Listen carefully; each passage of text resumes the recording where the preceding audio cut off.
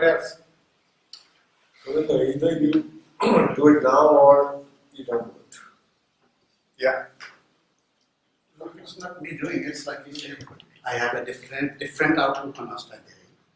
If you had a chance to look at it, you will realize that what I do is entirely different. There is nothing common from what you teach.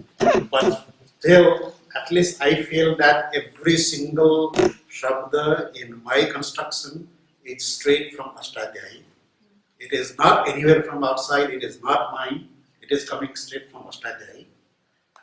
So the way I look at it is, what I do is some aspects that has not been observed by others in Ashtadhyayi. That's the way I like to look at it, right? And this thing I started, this is the very beginning when I got the interest, was from a sloka. I do not remember. It goes like Samudrapad Vyakaranam Maheshware, something, and that Bindu Patito Hi Pāṇino, somewhere there, right? So what got me excited was Pāṇini and grammar, which I knew even though I knew nothing about it. This is something that every single soul in this earth is afraid of.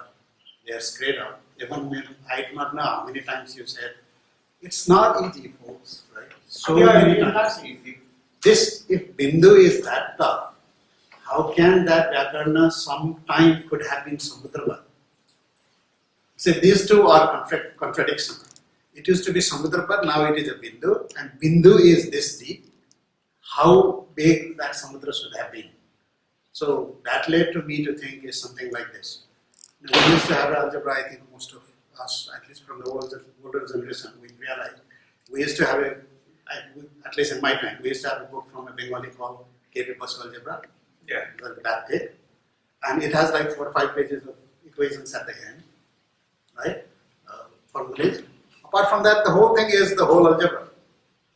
If you want to study whole algebra based upon those formulae, that is what it would become like so klishta and so difficult. Yeah. It will not be.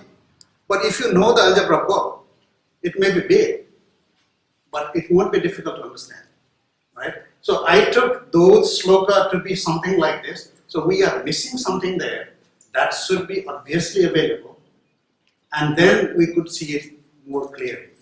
And one of the slokas, again, somewhere down there, they mention something like Rishir Darshana. How did rishis do all this that we could not do in lifetime? Like it says 6 lifetimes, 6, 7 lifetimes. I like to do it. But rishis, they seem to have, they just have the darsana. Yeah. So there must be a way to look at it, which makes it eligible to you. Yeah. I mean, that is the outlook. I went through that. And then I came second time around. What other thing that I observed is that wherever you go, whenever it is about Sanskrit grammar, it is always atha shabda anushasana. Yeah. Wherever you go, atha shabda anushasana. And whatever I read, whatever little I could, it has always been atha varna anushasana. We deal with varna. And varna and shabda are completely different because varna relates to seeing, shabda relates to hearing and saying, varna relates to writing and reading, seeing. So my starting point was, no, there has been something very different the day we took to varna anusasana. Probably it started with Indra. That's what I say, atha varna sambhava, in something in this year, right? So I said, starting from there, there has been distortion in this thing, and somehow Pāṇini came along, who was extraordinary person.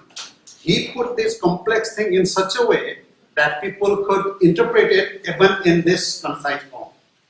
He was very good, so good that only problem he had was he was good. Yeah. Only problem he had was he was so good, he made it feasible to study even when in the wrong context. Right? So that got me excited. See, this is for an ignorant person, this is like very different travel.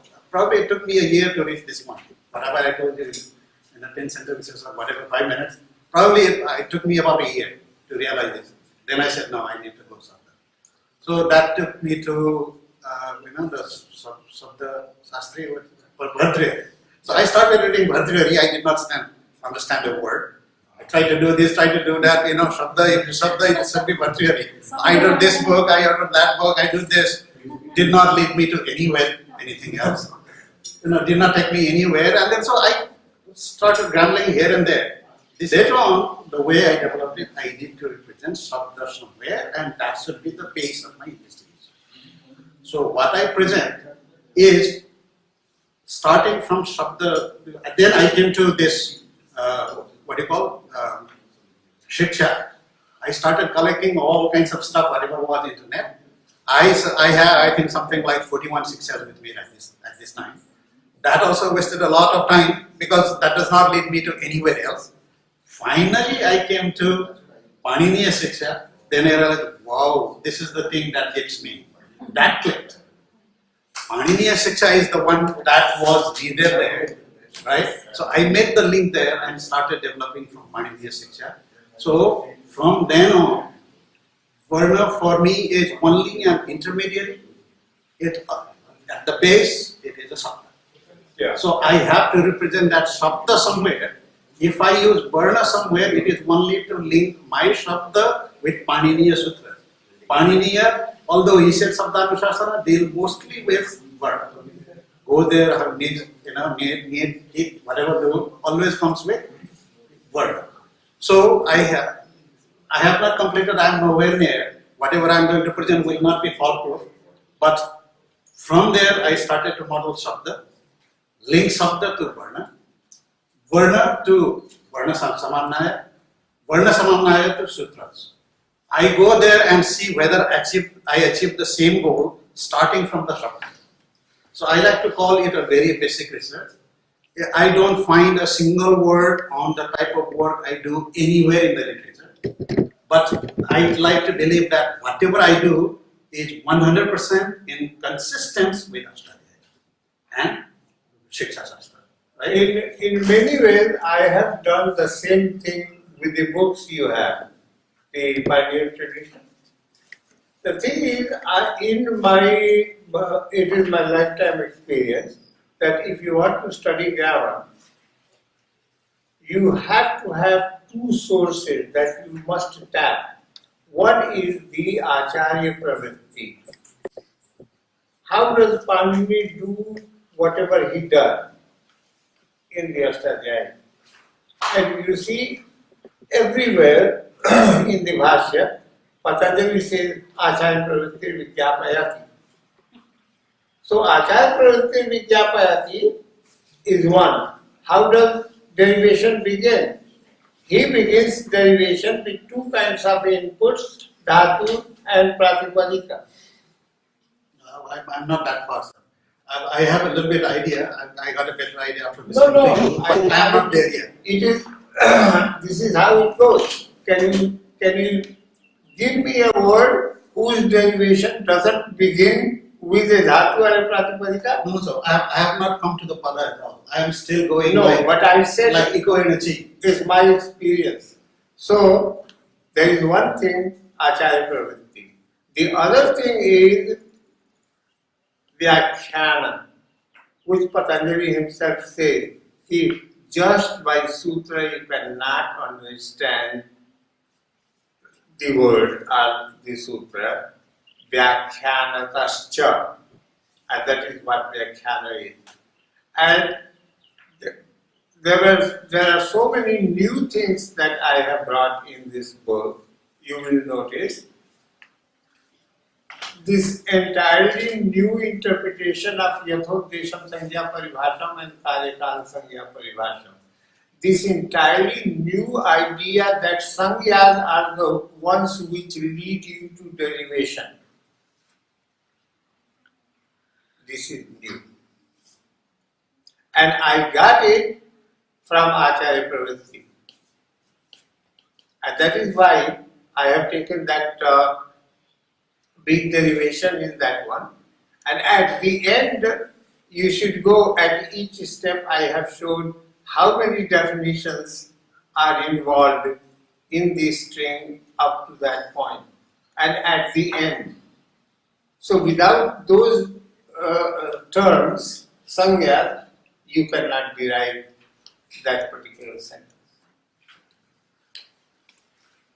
So, Martin was telling me earlier, there will not be electricity. I did not know that it was Auroville. So it will not be, but he was saying, if there are audience and if you are ready, electricity will come back at 5. Oh, it will come at 5. That's what he told me. I don't know. You know, I had a talk with him earlier, whether I was considering. He said there is no projection. I told him, because it has a lot of diagram. It's a lots of diagrammatic representation. I use logic and maths and physics. Yeah, you want to check that. Yeah, as I heard all of you, I just want to share something. As a teacher, what kind of problems I was facing. On one side, I have my industrial background, so I studied from my Alankar Shastra and traditional lessons. For a short duration, about 3 to 4 years, I had to work as a high school teacher. And one of my well-meaning family member said that you taught in college, but go and teach in the high school. I resisted.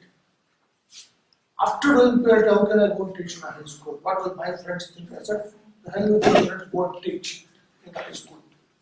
So, I entered a high school teaching 8th, 9th, 10th standards, where a prescribed textbook, a state syllabus is given. So, my job was not to teach what I knew. My job was not to teach tradition, everything. My job was to create an interest in the students, get them through the text. And textbook was not designed by me. When I started in the first class, I had this problem. Am I standing here to teach how we traditionally study this particular book? Rama, Ramabhadraya, Ramachandraya, and I was supposed to teach in Sanskrit, like Prodja, Pakashasni, Magodha. This kind of a commentary was written in the textbook. So I devised some units of high school level, very simple notations, which the students would understand, diagrams and all that. And it went on very successfully over 3 to 4 years in different schools.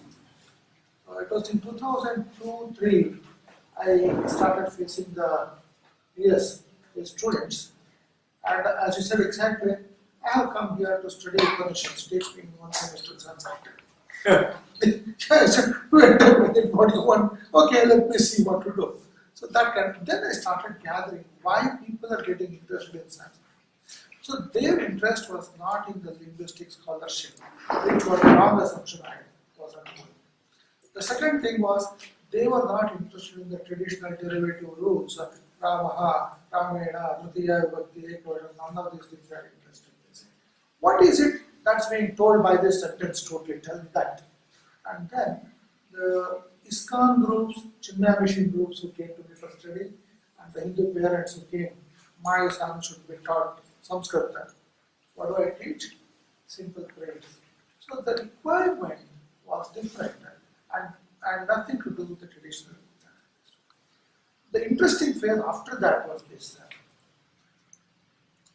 University of Miami, Northern Cats, wanted an online Sanskrit course to be developed, where I don't even know who the student is. I'm supposed to deliver an introductory Sanskrit class, 4 levels to the world, using a technology platform. 4 levels. And my professor, K.C. Gupta, who was the IIT PhD. What was that, the fourth level? The 4th level was supposed to give an introduction to the Kalidasa's Kavya, history of the Jayana, Mahabharata, a little bit of this one. So I drafted out a structure saying, okay, introduction, writing of the letters, the handwriting, the Devanagari Lipi, comparative sounds using the computer, all that kind of a thing. I developed a free online course for 2 levels, and students got the benefit, and it was all appreciated. First time they were all that kind of a thing.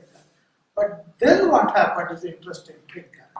The University of Miami religion department had a technology support fund, some amount of dollars, so that the course can continue.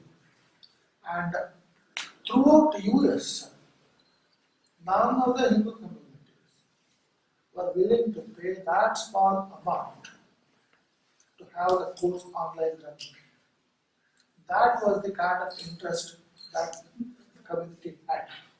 There was a wide publicity, wide this one, all the talk and other things. So the community interest in learning the language was a very good one. The last part of that was this. Anytime I said Sanskrit, they would pitch me to Harvard. Academics, he said that. Columbia, it is said like this. Somewhere else it is said like that. And I said, okay, all right.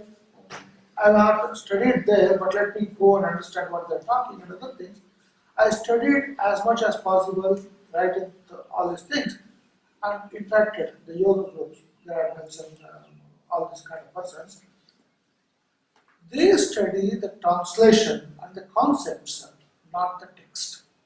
And the text of the study, they read the transliteration, they can't read by and large what I mean, they not read text. So if they don't know the original text, they don't know the original tradition of teaching, they have no shraddha, they just want the concept. So why do you have to teach? That was exactly the point. I said, Just believe. when you don't know the basics, you start your yoga with 227 and out of that, the asana you hata. Okay? Yoga Sutra does not start there. Yoga doesn't start there. And you want me to teach. For what? For chanting? For kirtan? So this is the ground reality scenario. Well, there are so many schools, so many places Yeah. which do that. I mean, of course, I never encourage that. I never allow the students to do that. And Whistle, etc., Yeah. they are foreigners for me. Or They for- were over there. I don't need him. And the last segment, which ultimately came of this computational Sanskrit linguistics groups, so the technologists think that they understand just by reading the basic alphabets, primary school books and that particular thing. They understand language, they can model, they can display all the characters, there are the tools. To the best of my knowledge, I have interacted with the gentlemen, big names. See, actually, Yes. the thing is, They are not going anywhere on that. there are X number of different ways of teaching things, and you devise your own curriculum. See, this is why I was telling you, I'm not made for collaborating and associating with people and all that, because I have my own views of teaching things and accomplishing things. So I don't want to teach as as part of a group. So we I'm a have, misfit. Anybody else? so that's where we are with the battle of Sanskrit. There is no battle of That's Sanskrit. where we are. Why do you say there is a battle of Sanskrit? You tell that and Raja Malhotra gets highly upset. No, you just, It's it's not a battle. If you teach Sanskrit, you teach Sanskrit. Do the best you can.